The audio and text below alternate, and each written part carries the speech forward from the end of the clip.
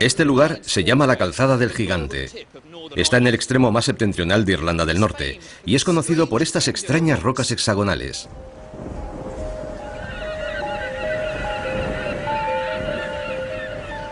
Hay más de 40.000 amontonadas en este pequeño pedazo de costa. Lo que las hace tan especiales es que son todas tan regulares y simples que a primera vista no encajan en este accidentado entorno natural.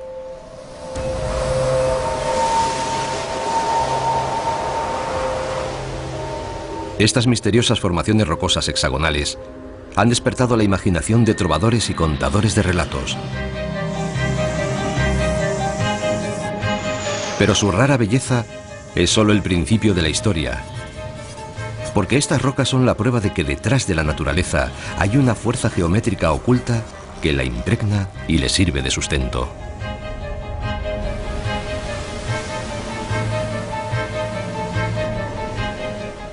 Y si podemos descubrir cuál es esa fuerza, eso nos ayudará a explicar por qué las cosas tienen una forma u otra, desde el microbio más pequeño hasta la formación de estas rocas y la creación del propio mundo.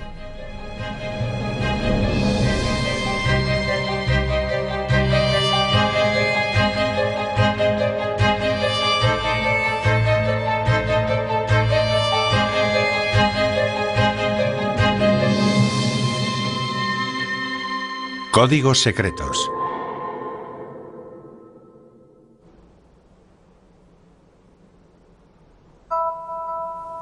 Formas.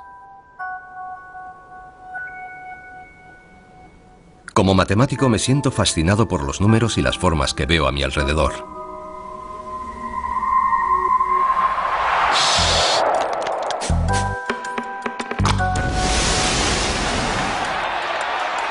Todo está relacionado, desde las abejas a las pompas de jabón,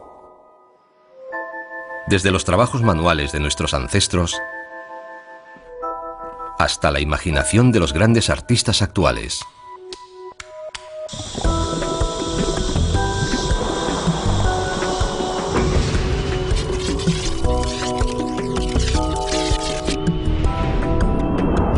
Esas son las conexiones ocultas sobre las que surge el código. Un mundo de números abstracto y enigmático que nos ha proporcionado la descripción más detallada de nuestro mundo que jamás hayamos conocido.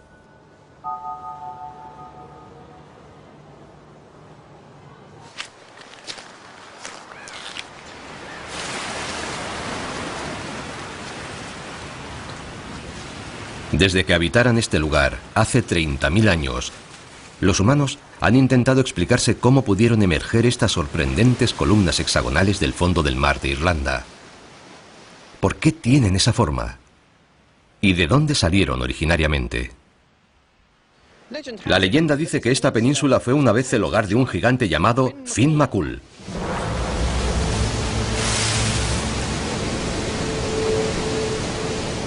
Un día el gigante tuvo una discusión con otro gigante llamado Benandoner, que vivía a 80 millas al otro lado del mar, en Escocia.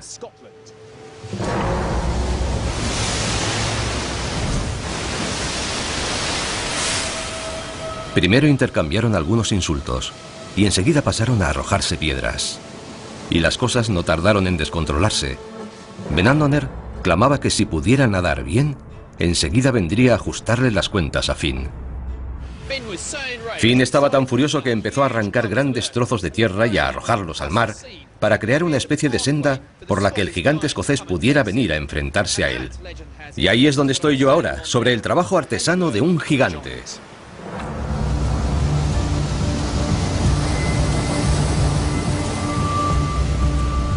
Es una bonita historia, pero la realidad es todavía mucho más increíble.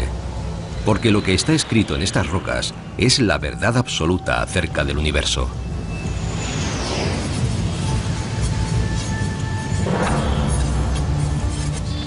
Una verdad que está igualmente escrita en todo el mundo natural.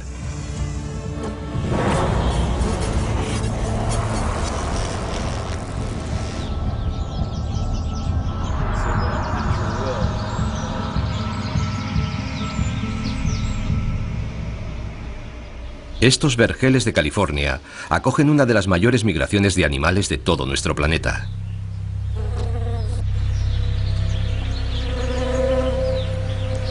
Cada primavera, millones de abejas son transportadas hasta aquí para que ayuden en la polinización de los almendros.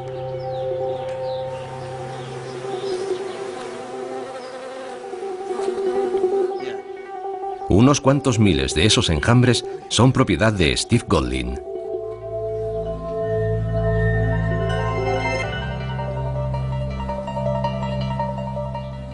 Yo lo abro y tú echas el humo. Vale. Un poco más. Muy bien. Está muy duro. Y debo tener cuidado. Porque tengo que sacarlo, pero sin matar a la reina. Procuramos no matar a ninguna de ellas, pero aún menos a la reina. Si matas a la reina, te has cargado el enjambre. Es una de las maravillas del mundo natural. Es precioso. Los panales son una de las maravillas de la ingeniería de la naturaleza. Está lleno de miel. En ellos encuentran todo lo que necesitan. Un lugar en el que criar a sus pequeños y almacenar el alimento. Y está hecho enteramente de cera. Una sustancia tan costosa de producir que las abejas tienen que volar el equivalente a 12 vueltas a la Tierra para producir apenas medio kilo. Tiene aspecto de haber sido hecho por el hombre, de haber sido manufacturado. No parece que sea obra del mundo natural. La precisión y la exactitud de las líneas rectas es increíble. Sí, cierto. Es una maravilla de la ingeniería. Fíjate, son unos hexágonos perfectos. Sí, es increíble. Y el hexágono es una estructura muy resistente. Las abejas han repetido exactamente el modelo de las columnas de la calzada del gigante. Cada celda es idéntica a las demás. 6 paredes pegadas una a la otra en un ángulo exacto de 120 grados. Y cada abeja, en cualquier rincón del mundo, sabe cómo construir estas formas. Es como si el hexágono estuviera integrado en el ADN de las abejas. Ahí puedes ver a las abejas dentro de su celda. Es casi del mismo tamaño que sus cuerpos. Sí. ¿Utilizarán su cuerpo para calcular la geometría? Bueno, yo diría que esa es una observación bastante acertada. Conozco alguna otra clase de abejas que tienen el cuerpo más pequeño y el tamaño de las celdas de sus panales es más pequeño. ¿Y los hexágonos? ¿Por qué hacen hexágonos en lugar de alguna otra figura irregular? Los han hecho desde hace miles y miles de años. Nacieron para hacerlos. Lo saben por instinto, saben que esa es la forma que debe tener su casa.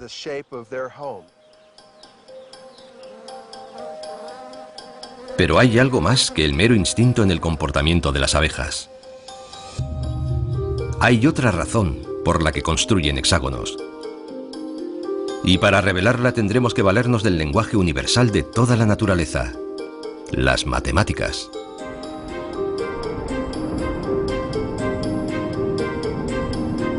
La necesidad básica de las abejas es almacenar la mayor cantidad posible de miel utilizando la menor cantidad posible de la preciosa cera.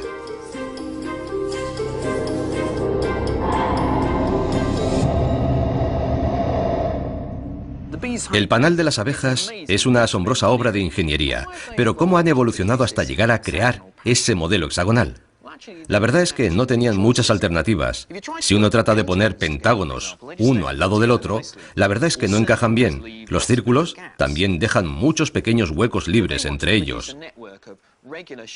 Si las abejas quieren producir una red de formas regulares que encajen perfectamente, solo tienen 3 opciones: o hacer triángulos equiláteros, o cuadrados, o si no, los hexágonos de las abejas. Siendo así, ¿por qué las abejas eligen precisamente los hexágonos? Veamos. Resulta que para hacer los triángulos necesitarían mucha más cera que para hacer las otras formas. Pero los hexágonos son los que necesitan la menor cantidad de cera. Es una solución matemática con la que se ha dado hace apenas unos pocos años. La matriz hexagonal es la solución de almacenamiento más eficaz que las abejas podían haber elegido. Aunque con una pequeña ayudita de la evolución, ellas ya lo descubrieron hace millones de años. El código de la naturaleza funciona y las abejas están sintonizadas con él.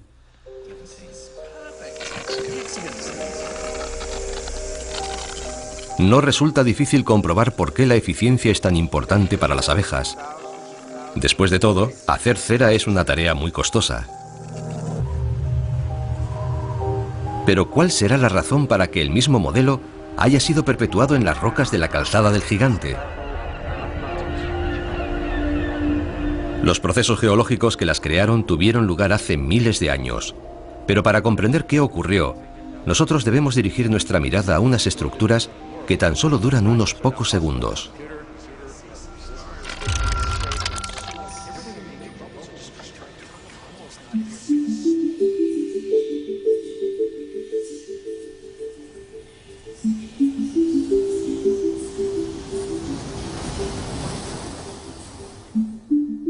El jabón resulta ser todavía más fino que la longitud de onda de la luz. Es unas 20.000 veces más delgado que un pelo humano.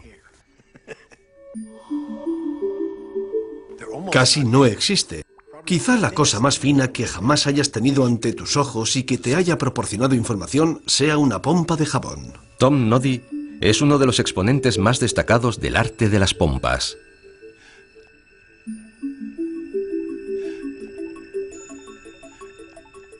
Los distintos colores de una pompa se deben a los diferentes grosores de la película de jabón. Eso quiere decir que cuando ves las distintas tonalidades de una pompa, estás captando un mapa topográfico de su superficie.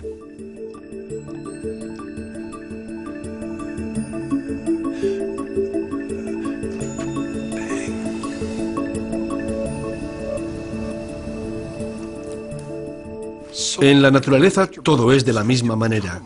Las pompas también tratan de economizar, de ser lo más pequeñas posible. Pero en su caso, además es que lo consiguen perfectamente. Una sola pompa lanzada al aire es siempre una esfera. A primera vista parece obvio que la pompa tenga que ser redonda. Pero, ¿qué hay de especial en una esfera?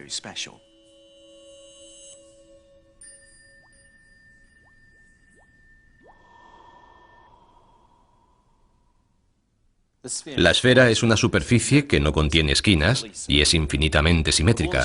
De todas las formas que una pompa podría adoptar, la esfera es una de las que tiene el área más pequeña, lo cual la convierte al mismo tiempo en la más eficiente.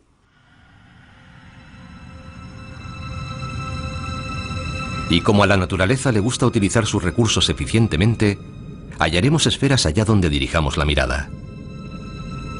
La Tierra es redonda, porque la gravedad atrae a la masa del planeta y la acumula formando una bola alrededor de su núcleo. El agua crea pequeñas gotas esféricas. Su forma minimiza la cantidad de tensión superficial necesaria para mantener la gota unida. Y el mismo diseño esférico permite que formas de vida animales simples, como este plancton volvox, se desenvuelvan perfectamente en su medio. Pero no todo tiene forma esférica. Y puesto que las pompas son tan finas y flexibles, las podemos usar para crear otras formas.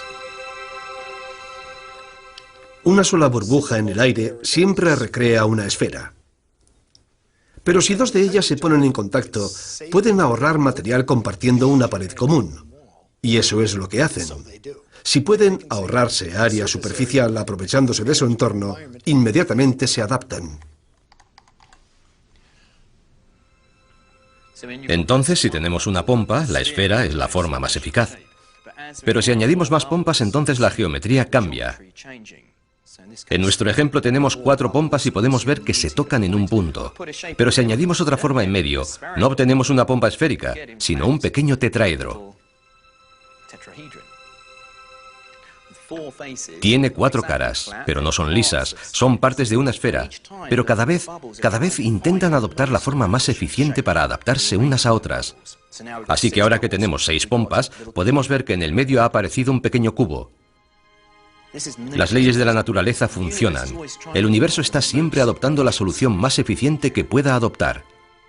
Y si las hacemos estallar, las pompas vuelven a modificar su forma, hasta que volvemos a quedarnos con una esfera. No tiene otra alternativa. Lo increíble es que las soluciones posibles son casi siempre figuras geométricas puras. Eso es un dodecaedro. Es fantástico. Y son pentágonos casi perfectos, ¿verdad? Es sorprendente. Apenas sí sobresalen un poquito. Eso es, sí. Entonces 12 pompas crean 12 caras. Y la forma más económica que pueden adoptar, con el mínimo consumo de energía, es un dodecaedro. Las pompas de jabón nos revelan algo fundamental acerca de la naturaleza, que es perezosa. Siempre trata de encontrar la forma más eficiente, la que necesita consumir menos energía y menos espacio. Y al parecer se rige por principios inalterables para encontrar esas soluciones económicas.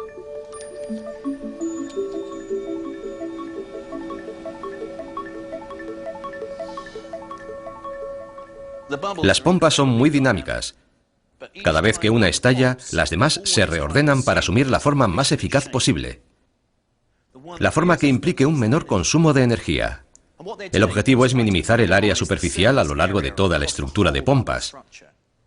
Este es un hermoso ejemplo de una de las leyes fundamentales de las burbujas, la de que las tres paredes de una pompa se encontrarán siempre en un ángulo de 120 grados. Y estés donde estés, dentro de la espuma, la ley siempre se cumple. Pero si hacemos todas las pompas exactamente del mismo tamaño, una forma empieza a aparecer como por arte de magia.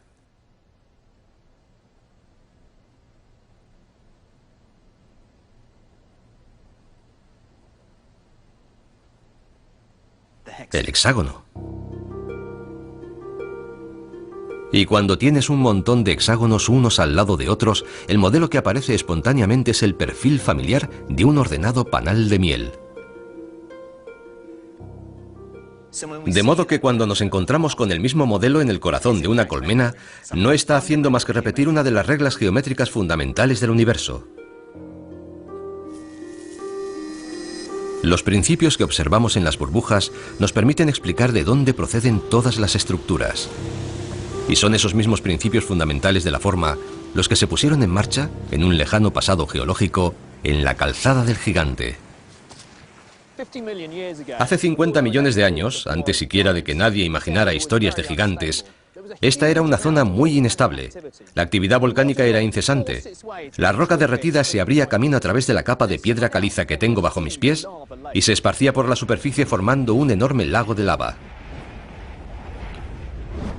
Cuando se enfrió, el lago se contrajo y al reducirse se resquebrajó. Y al hacerlo, las hendiduras dibujaron el camino más eficiente a través de la lava, que resultó ser este modelo hexagonal perfecto. Y nos legaron este monumento al orden y la economía de la naturaleza.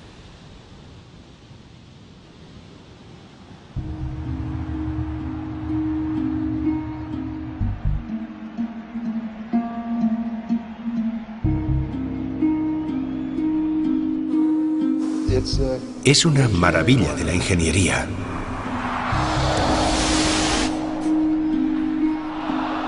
El código se hace visible donde menos lo esperas y define la forma del panal de las abejas. Lo han hecho durante miles y miles de años. Nacieron para hacerlo. Y conforma el contorno épico de la costa del Ulster. No encaja dentro de este escarpado entorno natural. Finn McCool. Y también se nos revela en la perezosa eficiencia de una película de jabón. 20.000 veces más fina que un pelo humano. Esos códigos naturales son tan básicos que los artistas y los arquitectos se han apropiado de ellos para dar forma al mundo actual.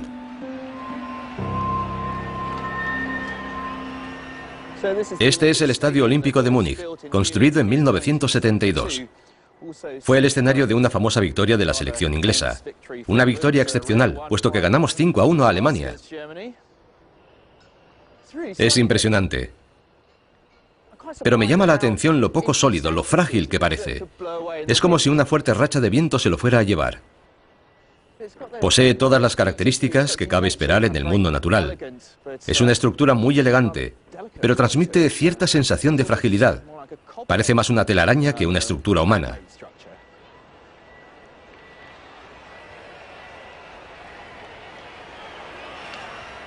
En 1972, o sea, en la era anterior al computador, era realmente difícil construir una estructura como esta. La distribución de las fuerzas que actúan sobre esta techumbre es una tarea increíblemente complicada. Habría sido prácticamente imposible calcular a mano una figura así y que resultara estable y asequible. Pero gracias a la revolucionaria idea de Frei Otto, ya no era necesario realizar los cálculos a mano.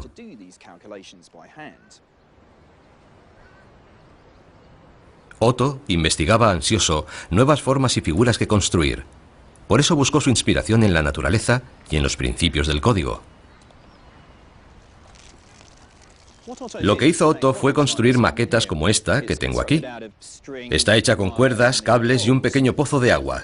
Vista así no parece gran cosa, pero cuando sumerjo la cuerda en la solución jabonosa y tiro de ella, entonces ocurre algo asombroso.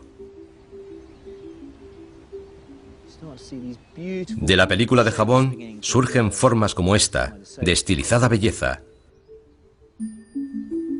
Y como pueden observar, no se trata de triángulos perfectos, sino de preciosas curvas y arcos que Otto sabía que eran intrínsecamente estables. Oh, este que me ha salido ahora sí que es bonito.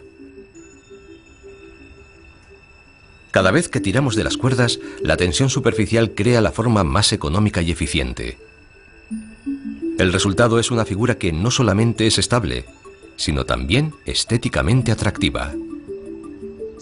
Así consiguió copiar estas formas y crear pequeñas maquetas que posteriormente fueron utilizadas para construir esas innovadoras estructuras que pueden contemplar detrás de mí.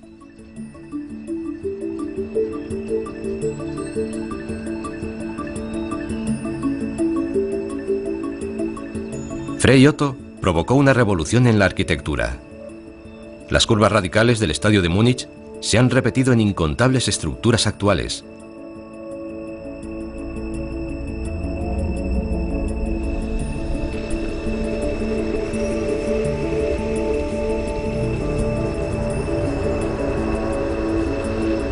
Y a pesar de que Otto diera con la belleza matemática y estética del código en pleno siglo XX, hay evidencias que demuestran que la misma obsesión por las formas se remonta a hace miles de años.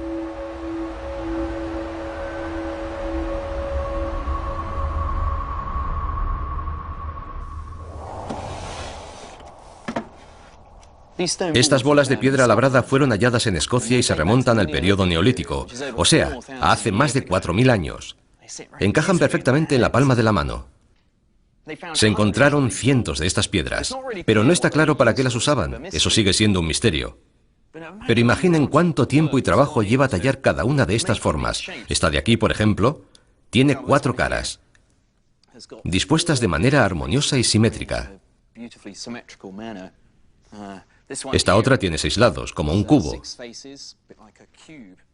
Y como pueden ver, algunas son realmente complejas. Esta tiene, bueno, no sé cuántos nódulos puede tener. Algunas llegan a tener hasta 160 pequeñas semiesferas. Pero lo importante es que estas piedras nos enseñan que hace miles de años ya existía una inquietud por la simetría y la regularidad.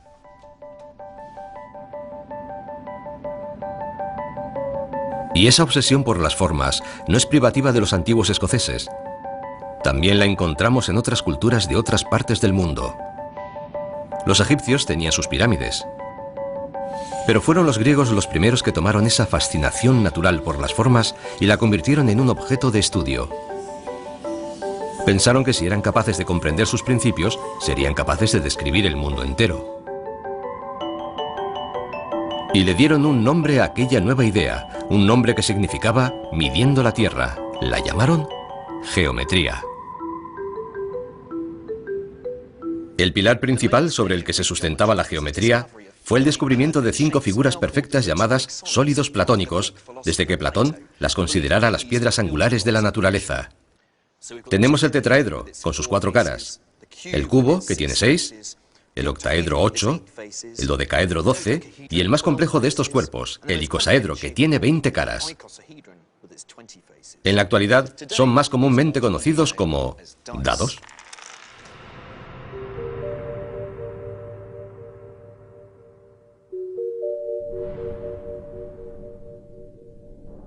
Los dados de 6 caras no son muy familiares. Y sin embargo, estas otras figuras también han sido utilizadas como dados desde hace siglos. Si son apropiadas para llevar a cabo su cometido, es porque son perfectamente regulares. Las caras que los componen son todas iguales. Y sus aristas comunes tienen ángulos idénticos. Eso significa que no hay manera de distinguir el final de uno del de otro, y que tienen las mismas probabilidades de caer sobre cualquiera de sus caras.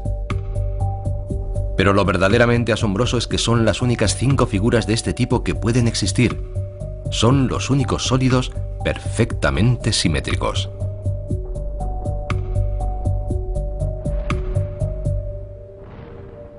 Esa simetría casi mágica es la que hizo creer a los griegos que estas formas eran tan relevantes, tanto que las asociaron con las piezas fundamentales de la naturaleza: el aire, el fuego, la tierra, el cosmos y el agua.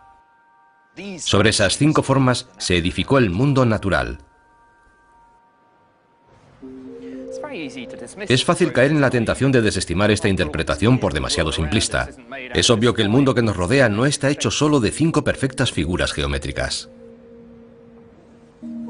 Aún así, quizás debiéramos tener más fe en esa antigua intuición, porque al formular las leyes de la geometría, los griegos habían dado directamente con el código que moldea toda la naturaleza.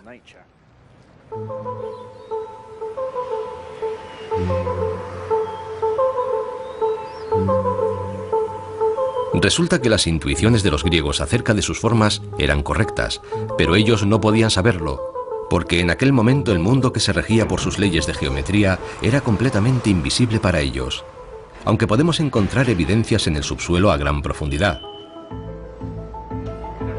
Esta es la mina de Potasa Marcus, que se halla en el corazón de lo que fuera la Alemania del Este. Hace mucho tiempo que se dejó la extracción, pero todavía puede uno explorar 5.000 kilómetros de túneles.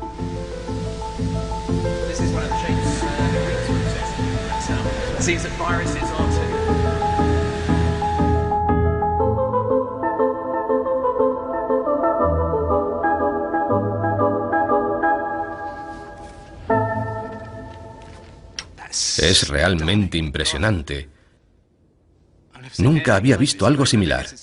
Yo diría que no hay nada igual en todo el mundo. Es asombroso, increíble. Y sigue hacia abajo por el túnel. La cavidad subterránea está repleta de perfectos cristales cúbicos que reflejan con precisión la geometría de los sólidos platónicos. Estos cubos son asombrosos. Fíjate, esta superficie es perfectamente lisa, y cuando llegas al borde y deslizas un dedo por él, está muy afilado. Desciende formando un ángulo recto exacto. A los arquitectos ya les gustaría poder trabajar con tanta precisión. No parece real. Y si miras dentro de ellos, puedes ver que todas las grietas forman ángulos rectos y figuras geométricas. Absolutamente irreal. Aunque en realidad esto no tiene nada de especial, solo es cloruro sódico, lo que conocemos como sal común.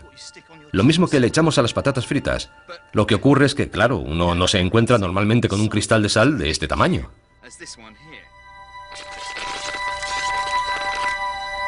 Cómo se formaban estos cristales con semejante precisión fue un absoluto misterio hasta que hace algo más de 100 años se descubrieron los rayos X.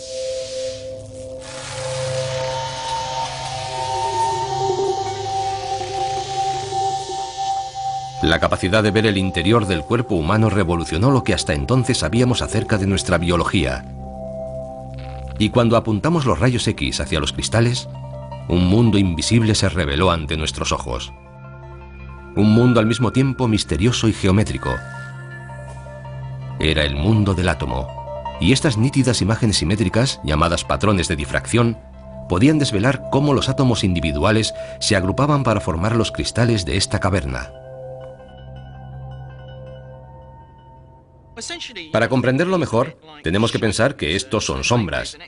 Así, de la misma manera que una radiografía de mi mano es la sombra de los huesos que están bajo mi piel, esta es la sombra de los millones de átomos que contiene un cristal. En realidad es un poco más complicado, pero digamos que estas son proyecciones en 2 dimensiones de la estructura tridimensional que está dentro de este cristal. Ahora podemos analizar estos modelos y descubrir con certeza cómo se agrupan los átomos en el interior de la sal.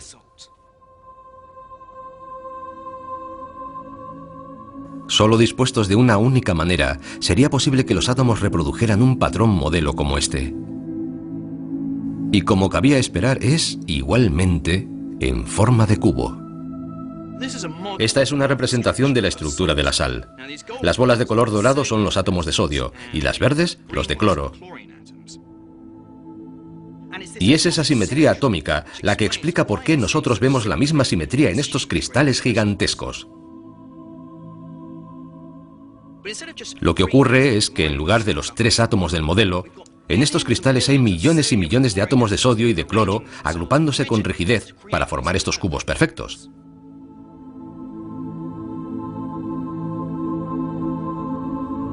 Lo más especial de esta cueva es que la perfecta disposición geométrica de los átomos se haya mantenido en esos cristales tan enormes. Constituyen una ventana abierta a la naturaleza, que nos permite observar cómo las leyes de la geometría rigen desde el nivel más elemental de los átomos.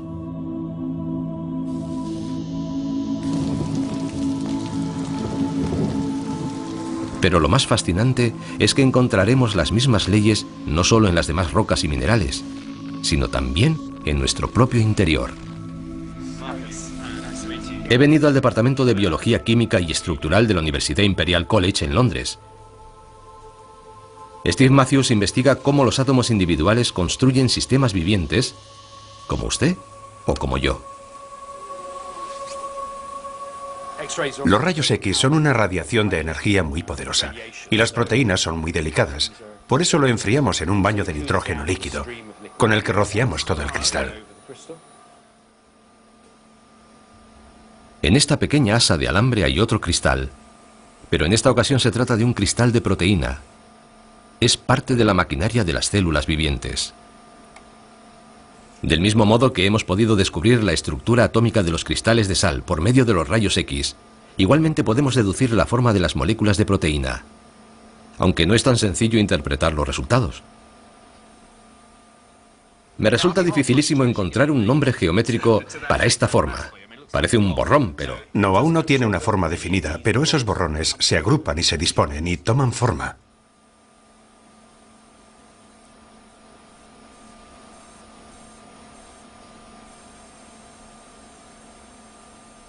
¿Quieres decir que hay una estructura dentro de esa proteína y que es simétrica? Sí, eso es. Vaya, es increíble. Ahora tenemos un cilindro. Es fascinante ver cómo funciona la geometría en el interior de nuestro cuerpo. La evolución ha creado un proceso muy eficaz. La simetría es un procedimiento muy eficaz para construir estructuras de este tipo. Así que mediante un proceso evolutivo la biología ha descubierto que Sí, antes que nosotros. la geometría le facilita las mejores formas. Sí, pero si lo que queremos es encontrar simetría, será mejor que echemos una ojeada a un virus. Esto es... Eso es un icosaedro. Sí, es un icosaedro. Es una de las formas que obsesionaban a los griegos, y parece que también a los virus. Es verdad. Me llama la atención el hecho de que en el mundo físico uno espera que los cristales de sal sean simétricos, pero todos pensamos que el mundo biológico es mucho más caótico, y sin embargo no es así.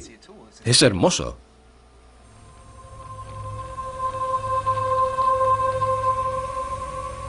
Las formas geométricas que se encuentran en el corazón de nuestras células son las más eficaces que puede crear la naturaleza.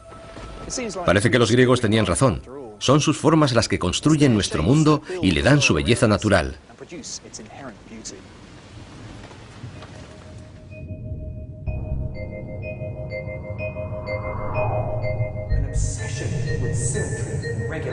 Una obsesión por la simetría y la regularidad. El código escoge las formas unas veces por su eficiencia, las piedras angulares de la naturaleza, y otras porque sirven de soporte para la estructura en la que encajan las piezas más diminutas. Es el código natural en funcionamiento. Encajan perfectamente en la palma de la mano. Aquello que los griegos descubrieron en la teoría matemática se encuentra en el corazón de la naturaleza, desde los cristales a los virus. Todo parece muy claro. Sí, es un icosaedro. Es único en todo el mundo. Pero en nuestro mundo no solo existen las formas geométricas perfectas. De hecho, parece aleatorio y desordenado.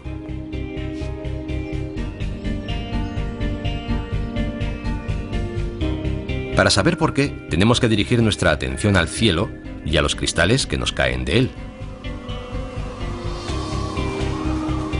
Los copos de nieve se forman dentro de las nubes y caen a la Tierra en un vistoso despliegue.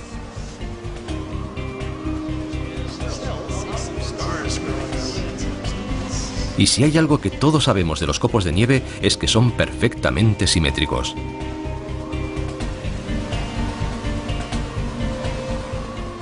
Ya hemos llegado. Este es el laboratorio de nieve. El físico Kenneth Liebrecht ha creado un laboratorio en el que crea y fotografía esos cristales perfectos.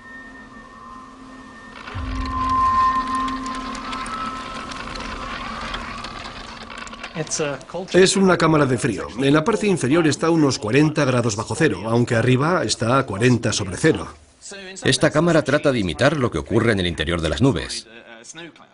En cierto sentido sí, así es. No es especialmente difícil crear cristales de hielo. Basta con tener frío y agua. Dentro de las gélidas condiciones de la cámara, deberíamos ser capaces de apreciar la geometría característica del mundo surgiendo delante de nuestros propios ojos, cuando los cristales empiezan a formarse. Ahora, con un poco de suerte, veremos cómo empiezan a formarse algunas estrellas al final de esas agujas. En cuanto cae la temperatura, millones de moléculas de vapor de agua se fusionan y se agrupan espontáneamente formando estos patrones de 6 puntas. Al menos eso es lo que dice la teoría. Pero la realidad resulta ser muy diferente. Como Ken ha descubierto en el laboratorio, es prácticamente imposible producir copos de nieve perfectos. No creo que alguno de esos sea simétrico. No, ninguno. Ni uno solo. Mira ese. ¿Cuál es la probabilidad de obtener un copo de nieve perfectamente simétrico ahí dentro? Los copos de nieve absolutamente perfectos y fotogénicos son 1 entre 1.000.000, como lo oyes. ¿En serio? Algunos salen con 5 lados, otros con 3. ¿Con 5 lados? No puede ser. O 3. Y a veces solo te sale un esbozo. Mira, es difícil apreciarlo, pero este desbarajuste que ves, es un estrafalario copo de nieve. Tendemos a creer que un copo de nieve es algo perfectamente simétrico, pero esa es una noción idealizada, porque la realidad es que son mucho más complejos e irregulares de lo que pensamos. A escala molecular se muestra bastante perfecto, pero a medida que el cristal va creciendo, los átomos no se disponen siempre exactamente de la misma forma, de modo que su crecimiento depende del entorno, está subordinado a la temperatura y la humedad. Y así empieza a crecer de una manera y luego se desplaza a otro lugar de la nube y crece de otra forma y luego de otra y luego de otra. Para cuando el cristal de nieve cae al suelo, ha dejado tras de sí una compleja etapa de crecimiento, al final de la cual se ha convertido en un cristal muy complejo. Ah, ahí va.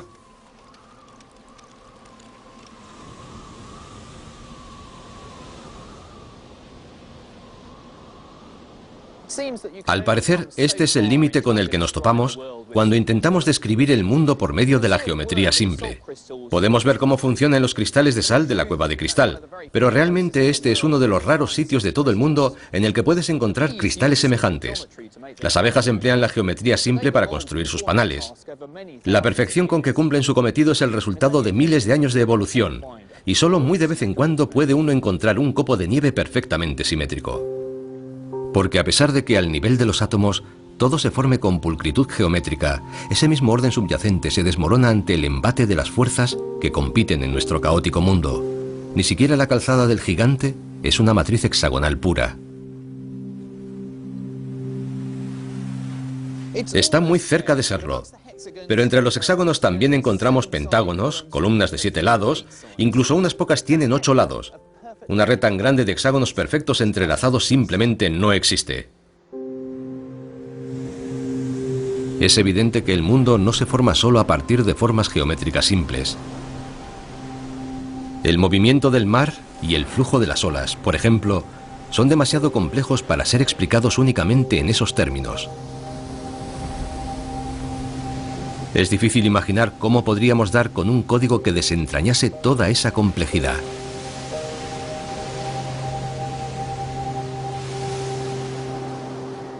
Pero ¿y si el caos de la naturaleza obedeciera a unos patrones concretos? Unos patrones de los que no somos conscientes, pero que asumimos a un nivel subconsciente.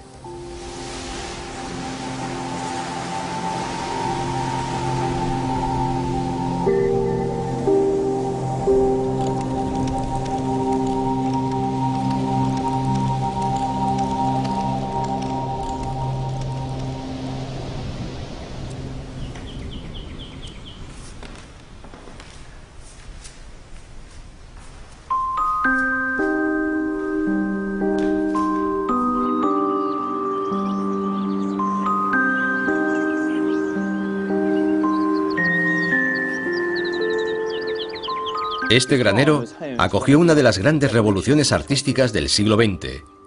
El pintor que se refugió en este lugar se sentía desilusionado con las técnicas pictóricas convencionales. Tanto fue así que dejó de pintar y empezó a salpicar. Fue tan controvertido como el arte que produjo.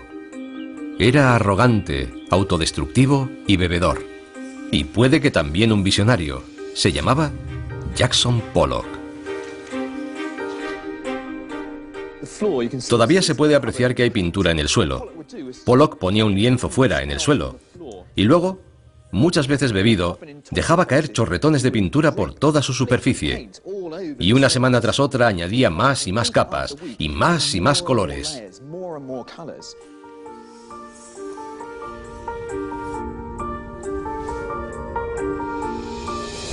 El resultado era increíble. Un gran estallido de impresionismo abstracto. Esparcía la pintura, cubría de pintura todo el espacio. Las obras pictóricas de Pollock conmocionaron el mundo del arte. Nadie había visto nada igual hasta aquel momento. La revista Life lo nombró artista del siglo. Otros se burlaron de él y calificaron su trabajo como la basura impresentable de un lunático alcohólico. Pero aunque provocaran gran controversia, la pintura de Pollock tuvo una enorme influencia. Que no será menor, a pesar de que los aparentemente desordenados garabatos sean extrañamente impactantes, irresistibles, inspiradores. Han sido muchos los que han tratado de copiar la técnica de Pollock, unos para rendirle homenaje y otros para falsificar sus obras, pero nadie ha conseguido reproducir la magia que Pollock imprimía a sus obras originales. Las obras de Pollock parecen haber captado algo del aspecto más salvaje del mundo natural, pero durante mucho tiempo nadie supo explicar exactamente qué hacía que su obra resultase tan atractiva. Hasta que el artista y físico Richard Taylor se propusiera descubrir las claves e inventó una máquina capaz de emular el excéntrico estilo pictórico de Pollock.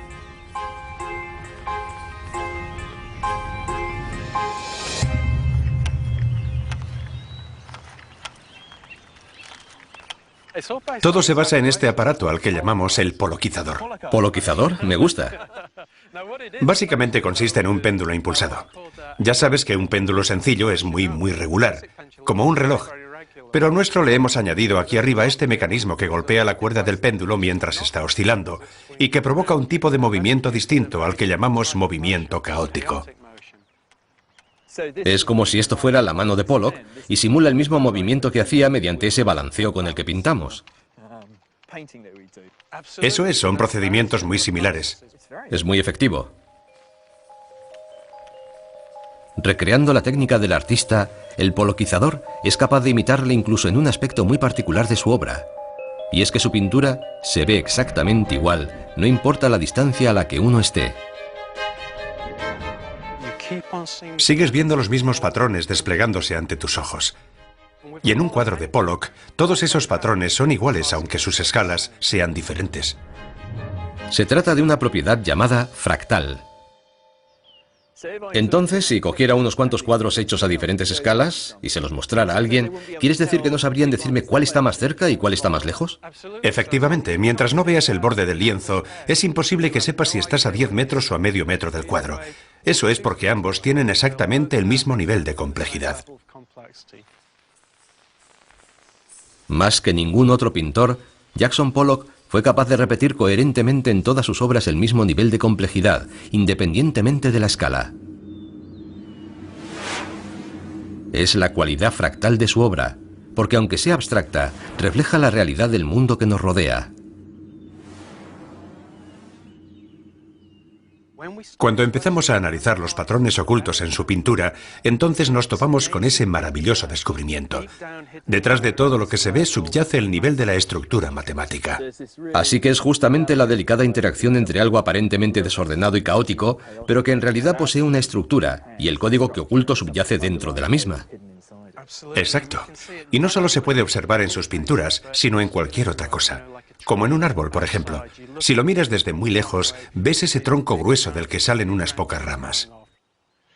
A nivel superficial, uno diría que son un revoltijo de cosas y parecen extremadamente complejos, pero nuestro ojo puede percibir que en ello subyace también alguna estructura matemática. Pollock fue la primera persona que lo trasladó a un lienzo de una manera tan directa como ningún otro artista lo había logrado antes. Es la auténtica huella dactilar de la naturaleza. Y eso es lo más fascinante del arte de Pollock. Él trató de crear una obra desprovista de significado convencional, y lo que hizo fue encontrarse con la esencia fundamental. Porque los fractales son la forma en que la naturaleza construye el mundo. Las nubes son fractales porque presentan la misma cualidad. Las nubes gigantes son exactamente idénticas a las pequeñas. Y lo mismo pasa con las rocas. Solo por su aspecto uno no podría decir si lo que ve es una enorme montaña o una humilde roca. Y también hay fractales vivientes, como este árbol. Es fácil constatar que se trata de un fractal, porque si te fijas en una rama grande puedes observar que es una reproducción a pequeña escala del mismo árbol. Y las ramas más pequeñas que salen a su vez de las grandes también tienen la misma forma. Se trata del mismo patrón que se repite una y otra vez, solo que a diferentes escalas. Y los árboles constituyen una demostración palpable del enorme poder del sistema fractal. Su gran complejidad proviene de reglas muy sencillas. La razón por la que el árbol ha escogido esa forma es porque su objetivo es maximizar la cantidad de luz de sol que recibe. Un sistema muy ingenioso y muy simple a la vez, porque una sola regla es suficiente para crear esa figura. El árbol crece y luego se divide, crece y se divide. Y aplicando esa regla una y otra vez, obtenemos esa forma tan compleja a la que llamamos árbol.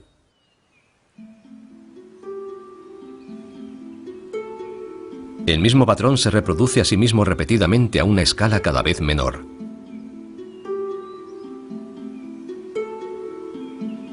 Es fácil comprobar la eficacia de esa regla. Crecer un poquito y luego ramificarse. Crecer y ramificarse. Y de pronto ante nuestros ojos aparece un árbol matemáticamente exacto. Pero del mismo modo que uno nunca encuentra un copo de nieve perfecto, tampoco encontrará un árbol perfecto. Pero si le añadimos una cierta variabilidad natural, diferentes capas de crecimiento, el viento y alguna incidencia ocasional, el resultado es un árbol de aspecto muy real. Y encontraremos el mismo sistema de ramificación fractal repetido en toda la naturaleza. En su interior subyace un nivel de estructura matemática.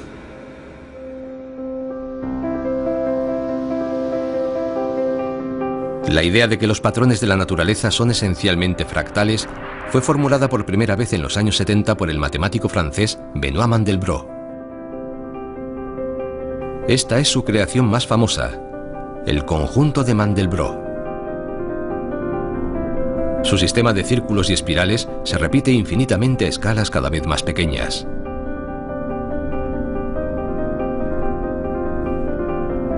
Y esa infinita complejidad se creó a partir de una sencilla función matemática.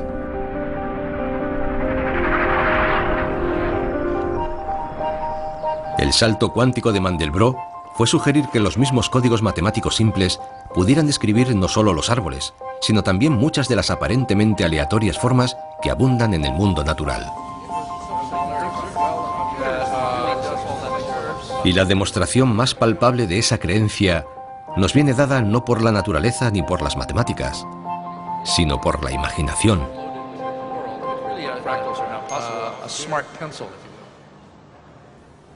En la década de los 80, un informático que trabajaba para la empresa aeronáutica Boeing estaba intentando generar imágenes de los aviones creadas por computador. En Boeing descubrimos un método de crear superficies curvas bastante perfectas y decidí aplicárselo a los aviones.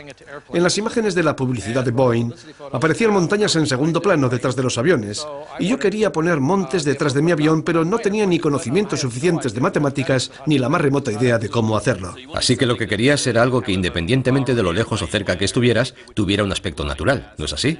Sí, eso es. Quería que parecieran reales, que pareciera que uno podía desplazarse por ellas con su cámara de fotos. Aún no existía un algoritmo que lo hiciese, así que yo me puse a inventarlo, a desarrollar un algoritmo que reprodujese las imágenes de las montañas. En aquella época, crear un cilindro virtual ya era una tarea casi imposible. Así que recrear de manera realista el perfil recortado y aleatorio de una cadena montañosa parecía imposible. Pero Loren tuvo una idea inspirada. Coincidió que el libro de Mandelbrot se publicó en aquel momento. Traía ilustraciones de lo que las matemáticas de fractales eran capaces de generar y me dije, si encuentro la manera de implementar esas matemáticas en mi ordenador, ya está, podré crear imágenes de las montañas. Loren se puso a trabajar para dar con la forma de coger las teorías de Mandelbrot sobre el mundo real y aplicarlas en la creación de mundos virtuales. Esta es una sencilla película que hice en 1980. El paisaje lo construí yo, a mano, utilizando unos 100 grandes triángulos. Ya, pero no parece muy natural.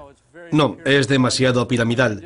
Pero si cogemos cada uno de esos grandes triángulos y los dividimos en triángulos más pequeños, hasta el punto en que ya los triángulos apenas son perceptibles,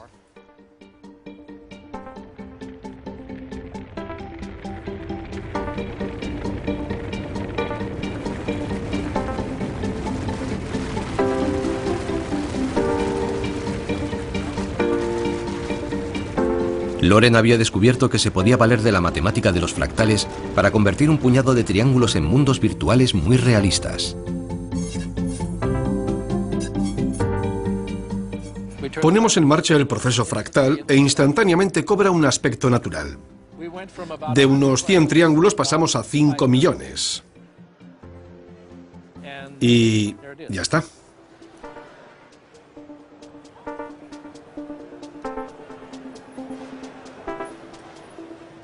Ya podemos saltar desde el acantilado.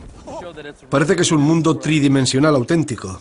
Y podemos sobrevolar el paisaje. Sí, tanto si nos alejamos 10 kilómetros como si nos acercamos a 10 centímetros. Todos los detalles son generados automáticamente en solo unos segundos. Es esa cualidad fractal, esa complejidad infinita la que lo consigue. Es lo que yo quería. Sí. Bajo los estándares actuales, esta animación puede que no sea muy buena. Pero en los años 80 nadie había imaginado algo así.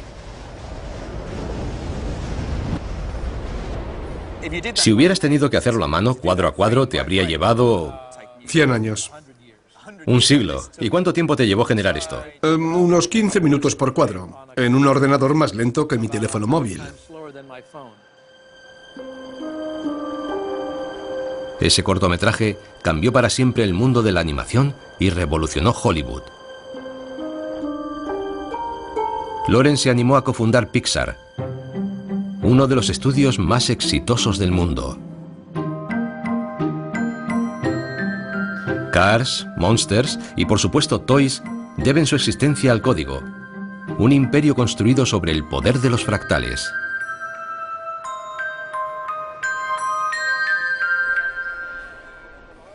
¿Fue consciente en aquel momento del potencial de su descubrimiento? Bueno, enseguida, en medio segundo, me di cuenta de que era un gran descubrimiento. Todas las películas que había visto, todos los efectos especiales, esto superaba todo lo anterior. Mi corazón dio un vuelco. Y el poder de los fractales sigue estando en la base de la fábrica de películas de Pixar.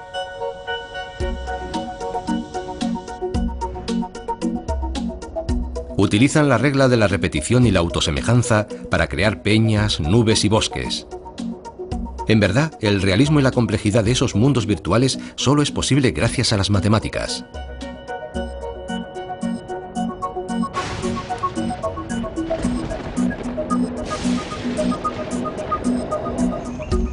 En esas películas, los fractales están en todos lados.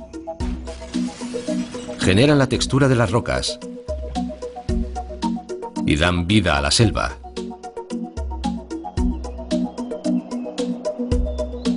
Que esos mundos imaginarios sean tan realistas es la muestra del poder que tienen las matemáticas para describir la complejidad de la naturaleza.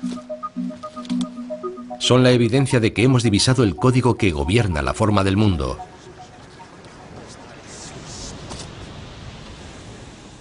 Pero se trata de un código muy complicado. Si queremos entender la forma del mundo, tendremos que empezar por considerar el funcionamiento de la geometría de las formas al nivel más simple. Debemos tener en cuenta que el universo es perezoso y que siempre buscará la solución más eficiente.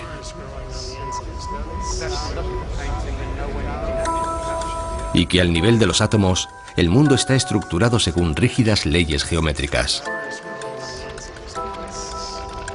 que fueron formuladas por primera vez por los antiguos griegos hace miles de años.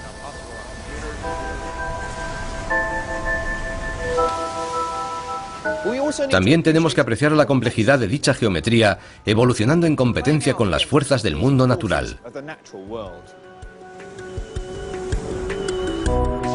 Y eso significa también comprender cómo la aparente aleatoriedad que observamos a nuestro alrededor está sometida al dictado de reglas matemáticas, como los fractales. Reglas que pueden explicar los patrones a que obedece todo, desde el caos de las pinturas de Pollock a la estructura de los árboles y al realismo de los mundos virtuales.